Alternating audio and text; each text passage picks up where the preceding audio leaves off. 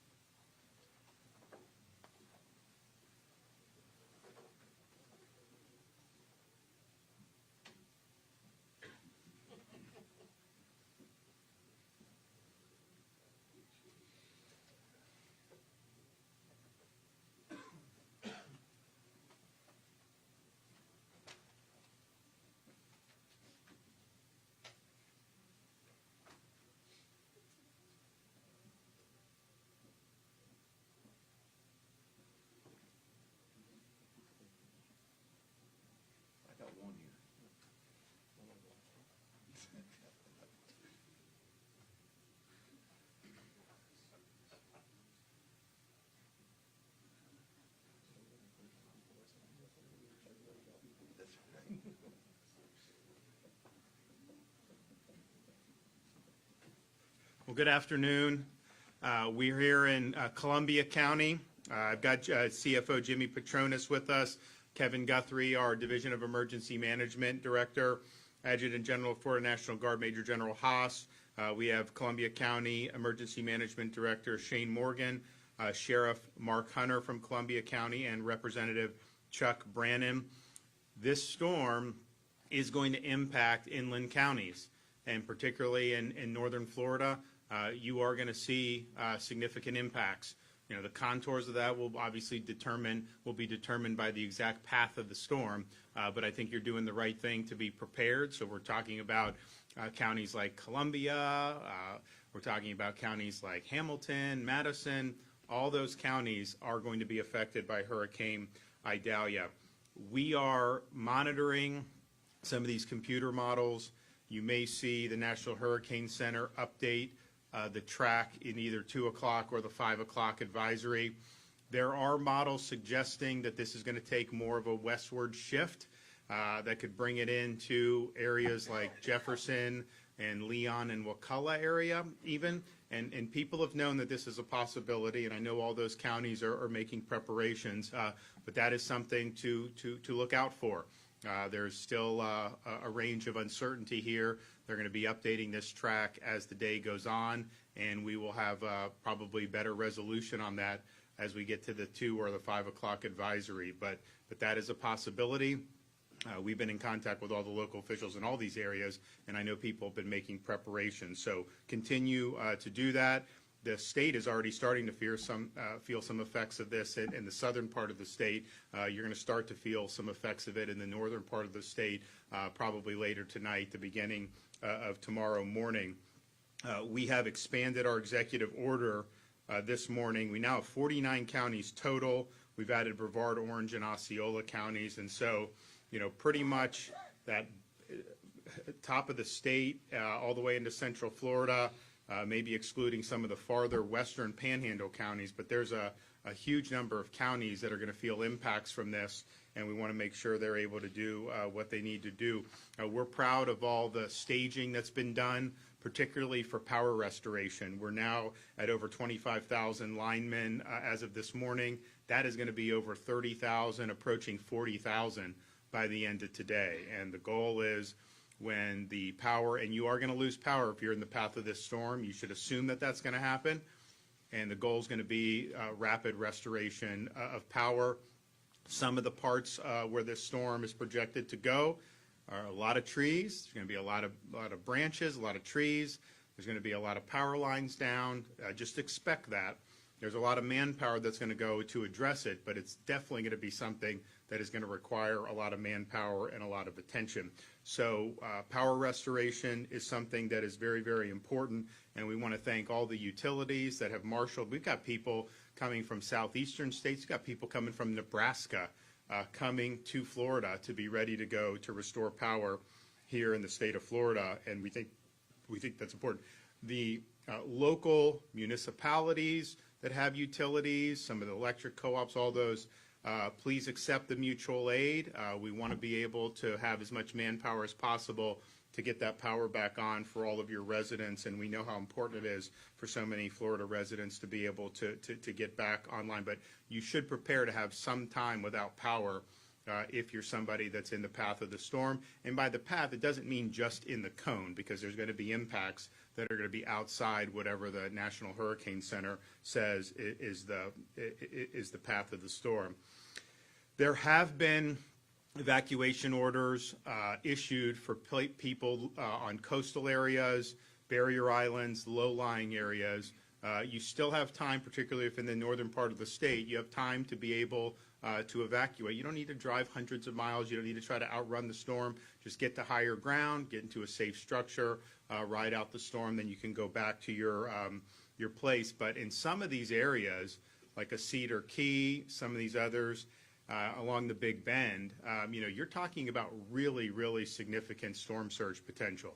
I mean, this is similar 10, 12 plus feet of storm surge could happen in some of those areas. And the storm surge is not something, you're not going to win that battle if you decide to stay behind for that. You run away from the water and then you hide from the wind.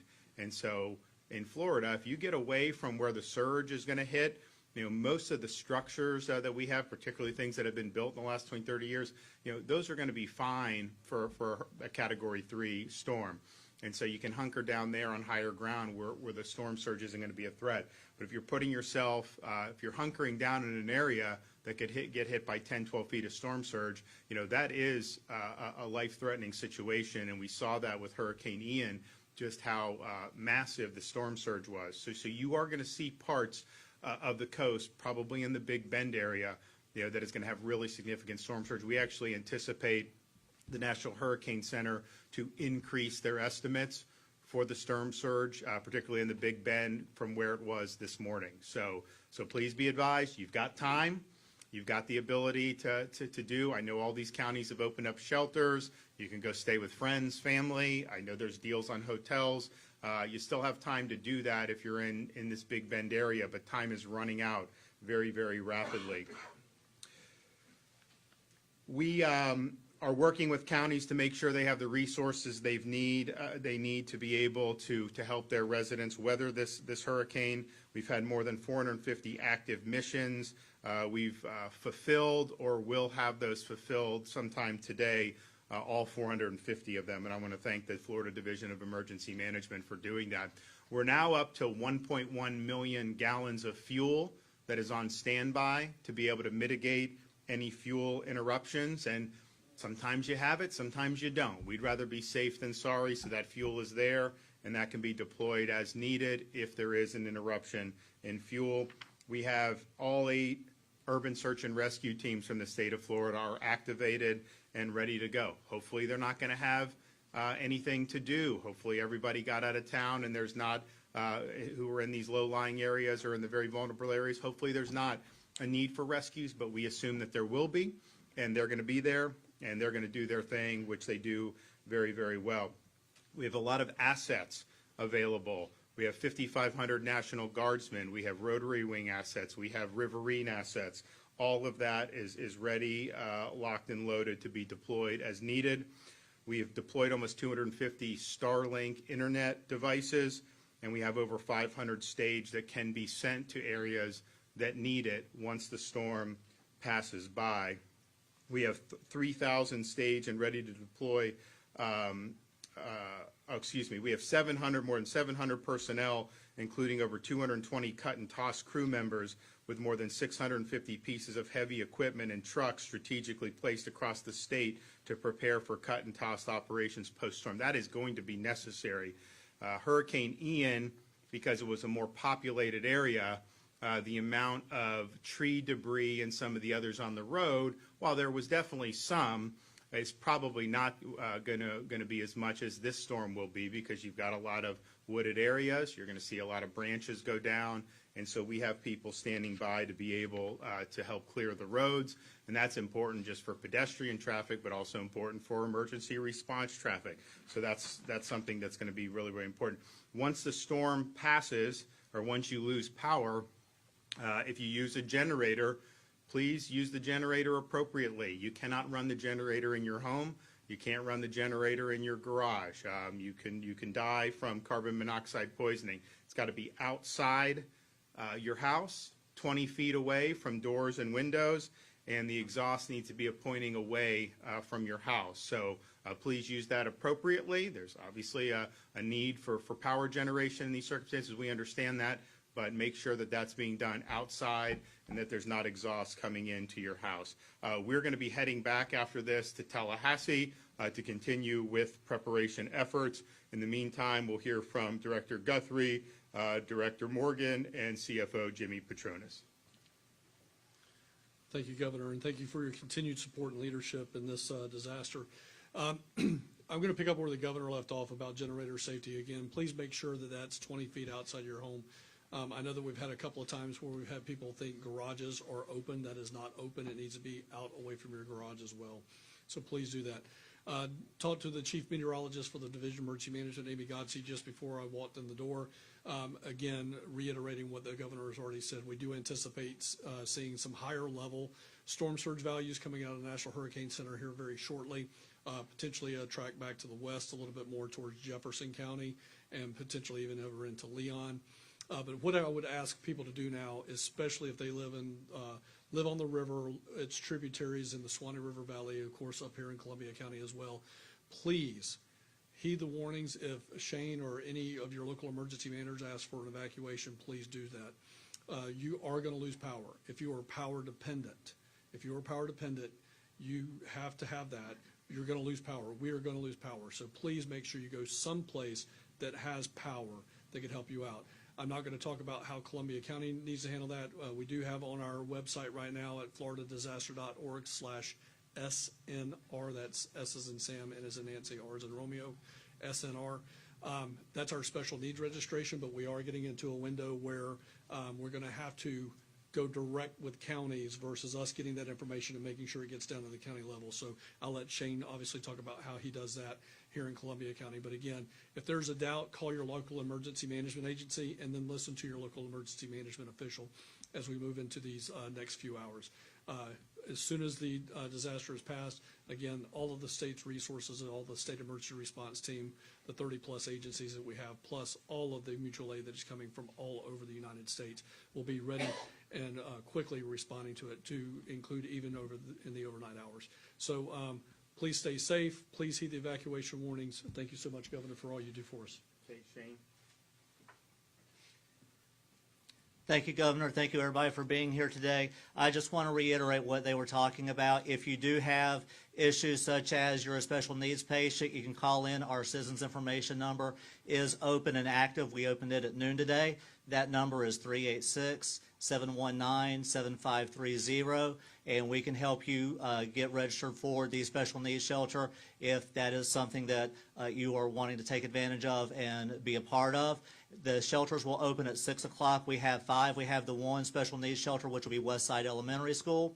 Then we have some community centers. We have the Richland Community Center that will be open, the Winfield Community Center, and also the Westside Community Center. And we will have Fort White High School open on the south end of the county as well. But thank you all for the support from all the agencies here in the room, the support I'm getting from the Division of Emergency Management already, just 2 days basically into this event. But everybody, please heed the warnings, stay safe, and we're preparing for the worst but hoping for the best. Thank you, everybody. Okay, Jimmy Petronas. Yeah. Thank you, Governor. Thank you, Kevin. Kevin Guthrie, I was talking to him in the car. He hadn't even had a honeymoon yet. So thank you for your dedication to the citizens of the state of Florida. Look, just as we saw with Hurricane Michael and Hurricane Ian, these storms can be unpredictable. They can change at the last minute.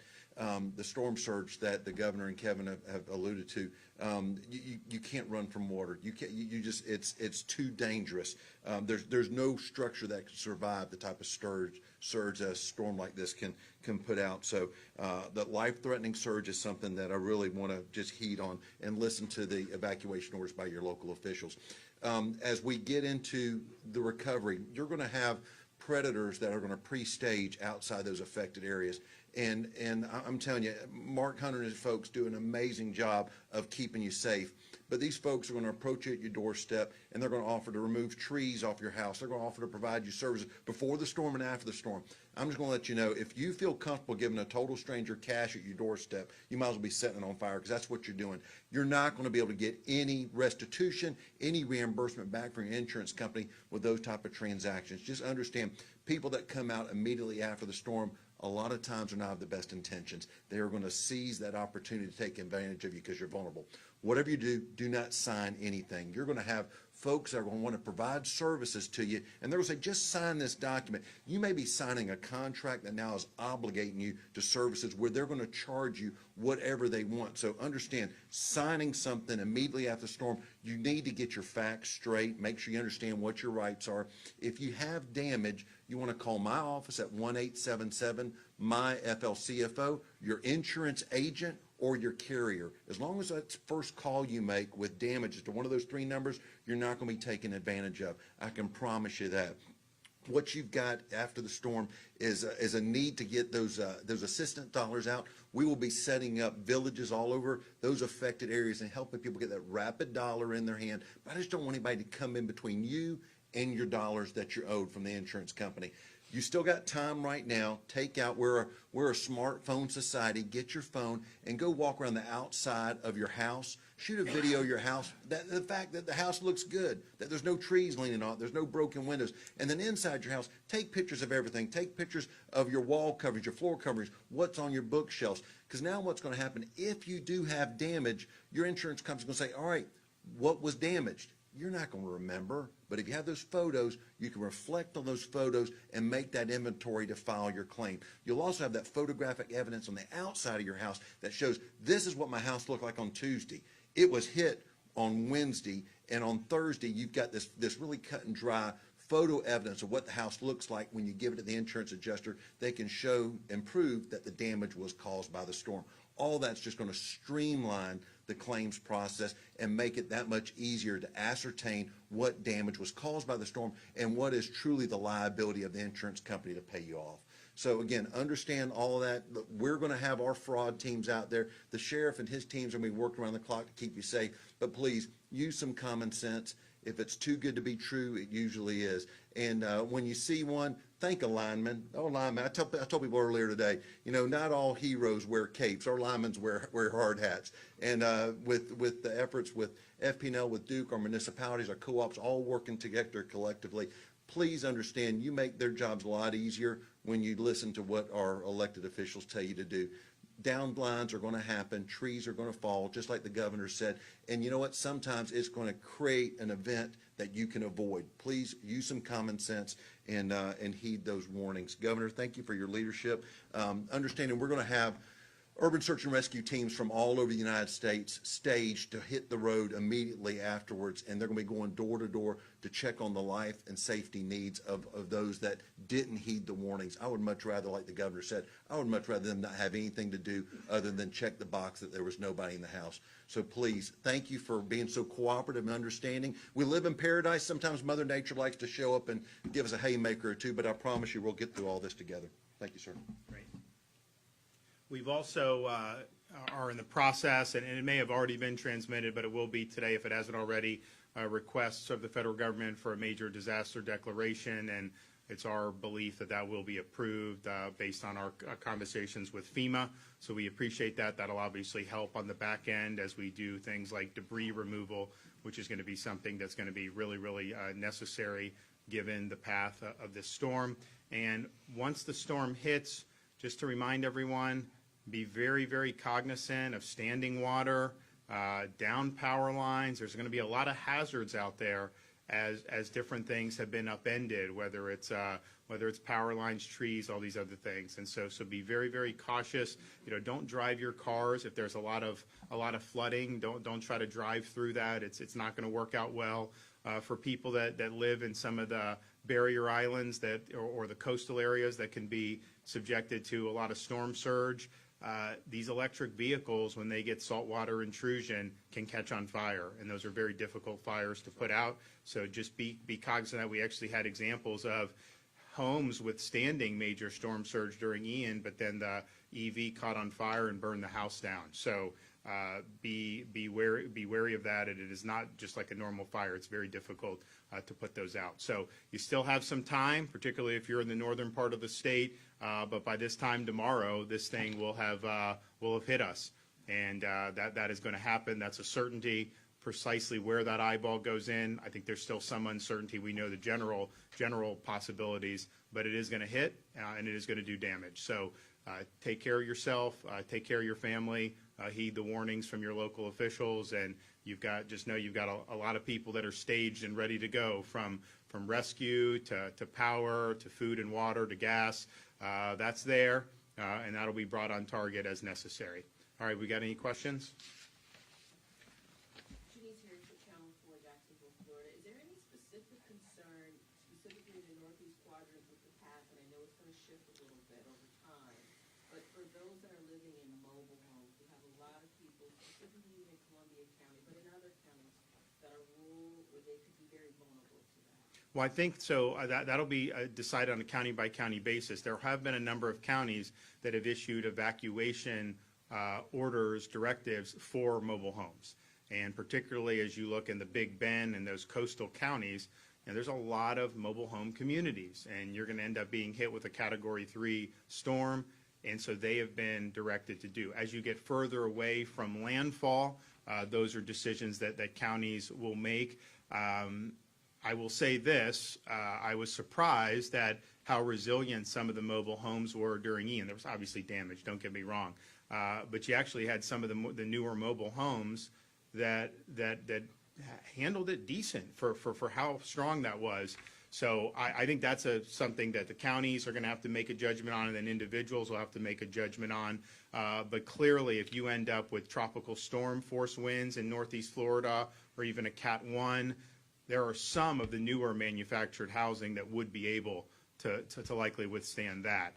How you do when you start getting into a major hurricane, that may be something different. So I think it's just people should just listen to their local county emergency managers and heed the warnings that were there. But there have been a number of directives issued in the Big Bend region for people in mobile homes to evacuate to shelters, friends' houses, hotels, and et cetera.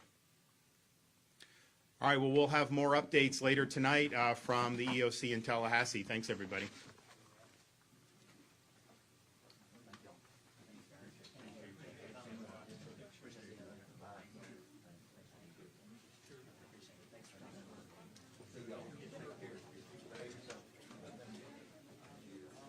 Thank you.